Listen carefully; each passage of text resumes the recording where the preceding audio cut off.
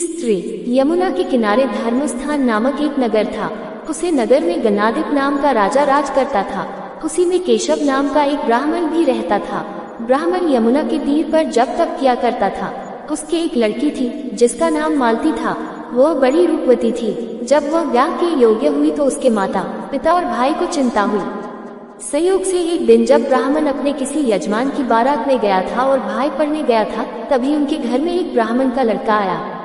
लड़की की मां ने उसके रूप और गुणों को देखकर उससे कहा कि मैं तुमसे अपनी लड़की का ब्याह करूंगी।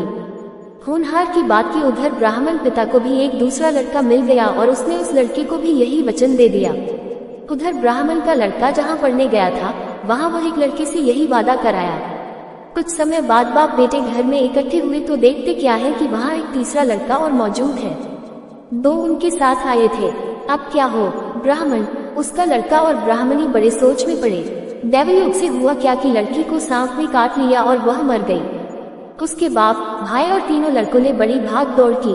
जहर झाड़ने वालों को बुलाया पर कोई नतीजा न निकला। सब अपनी अपनी करके चले गए। दुखी होकर वे उस लड़की को शमशान में ले गए और क्रियाकर्म कराए। तीनों लड़कों में से एक ने तो उसकी हड्डियां चुन ली और फकीर बनकर जंगल में चला गया। दूसरे ने राख की गठरी बांधी और वहीं झोपड़ी डालकर रहने लगा। तीसरा योगी होकर देश देश घूमने लगा। एक दिन की बात है, वह तीसरा लड़का घूमते घामते किसी नगर में पहुंचा और एक ब्राह्मणी के घर भोजन करने बैठा। जैसे ही उस घर की ब्राह्मणी भोजन परोसने आई कि उसके छोटे लड़के ने उसका आंचल पकड़ लिया। ब्राह्मणी से अपना आंचल छूटता नहीं था। ब्राह्मणी को बड़ा गुस्सा आया। उसने अपने लड़के को झिड़का, मारा पीटा, फिर भी वह न माना तो ब्राह्मणी ने उसे उठाकर जलते चूल्हे में पटक दिया।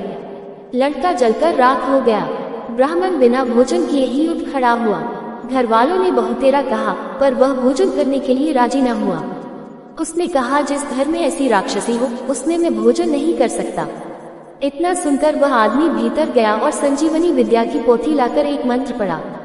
जलकर राख हो चुका लड़का फिर से जीवित हो गया। ये देखकर ब्राह्मण सोचने लगा कि अगर यह पोथी मेरे हाथ पड़ जाए तो मैं भी उस लड़की को फिर से जिला सकता हूँ। इसके बाद उसने भोजन किया और वहीं ठहर गया। जब रात को सब खा पी कर सो गए तो वह ब्राह्मण चुपचाप वह पोथी लेकर चल दिया। जिस स्थान पर उस लड़की को जलाया गया था वहां जाकर उसने देखा कि दूसरे लड़के वहां बैठे बातें कर रहे हैं।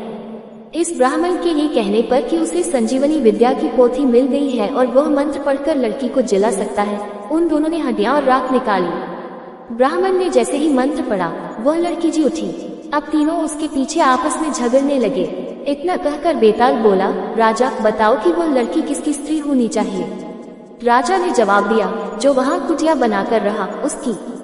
बेताल ने पूछा, क्यों? राजा बोला, जिसने हड्डियां रखी वह तो उसके